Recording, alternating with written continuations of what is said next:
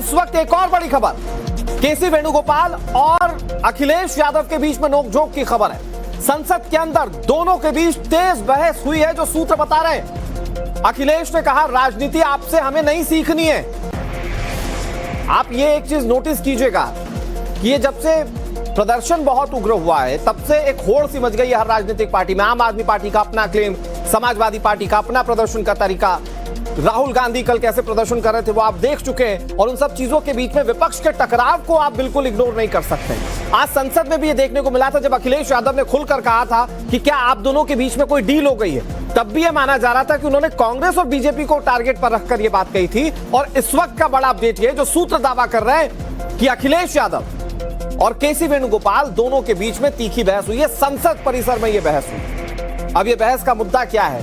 क्या सीजेपी के प्रोटेस्ट में अपना वर्चस्व ज्यादा दिखाने की कवायद? क्योंकि अगर आप कांग्रेस पार्टी और समाजवादी पार्टी को देखें ब्रॉडर पर्सपेक्टिव में, बड़े नजरिए से देखेंगे तो ये दोनों राजनीतिक पार्टियां विपक्ष की नंबर 1, नंबर 2 पार्टियां हैं। और ये दोनों आने वाले समय में चुनाव साथ में लड़ने वाली, उत्तर प्रदेश का विधानसभा चुनाव, ये ऐसा आकलन किया जा रहा है। और इन सब चीजों के बीच में अगर संसद में कार्यवाही के दौरान या संसद परिसर में दो बड़े नेता, क्योंकि केसी वेणुगोपाल बहुत करीबी हैं राहुल गांधी के, ये सब जानते हैं, और अखिलेश यादव सपा सुप्रीमो हैं, अगर इन दोनों के बीच में तीखी नोकझोंक हुई है तो फिर इसके पीछे का कारण और इसका नतीजा क्या होगा, ये सवाल जरूर है।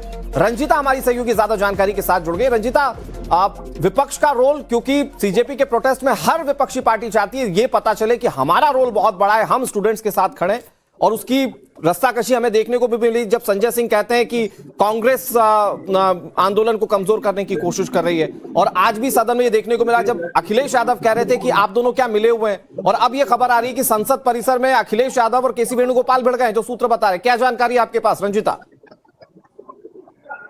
देखिए, ये पूरा वाकया तब हुआ जब 12 बजे संसद की कार्रवाई फिर से शुरू की गई और उस दौरान जब किरण रिजिजू ने अपनी बात रखी, केसी वेणुगोपाल ने अपनी बात रखी, और उसके बाद केसी वेणुगोपाल ने कहा कि शिक्षा मंत्री का इस्तीफा, उसके बाद हम बहस पर बात करेंगे।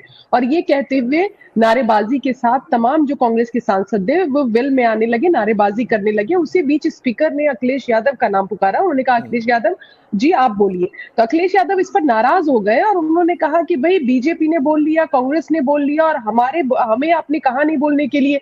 और जो नारेबाजी हो रही थी उससे वो डिस्टर्ब थे कि नारेबाजी कौन कर रहा था, कांग्रेस के सांसद कर रहे थे, किसके निर्देश पर, तो केसी वेणुगोपाल के निर्देश पर।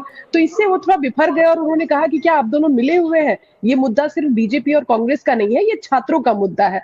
और उसके बाद जब कार्यवाही स्थगित हुई, एक सांसद जो उनके बगल में खड़े थे उन्होंने हमें बताया, जो सूत्र है हमारे, उन्होंने कहा कि जब माइक बंद हो गया, संसद की कार्रवाई जब खत्म हो गई, उस दौरान केसी वेणुगोपाल ने ये कहा कि देखिए आप इस तरह की बात नहीं कह सकते हैं। कल हमारे नेता के जिस तरह नेता के साथ पुलिस ने कार्रवाई की है वो आपने देखा है। तो उन्होंने कहा देखिए आप, और वो जिस तरह से उनका जेस्चर था उससे वो थोड़ा और बिफरे, और यहाँ तक कहा कि देखिए पॉलिटिक्स हमें नहीं सिखाइए।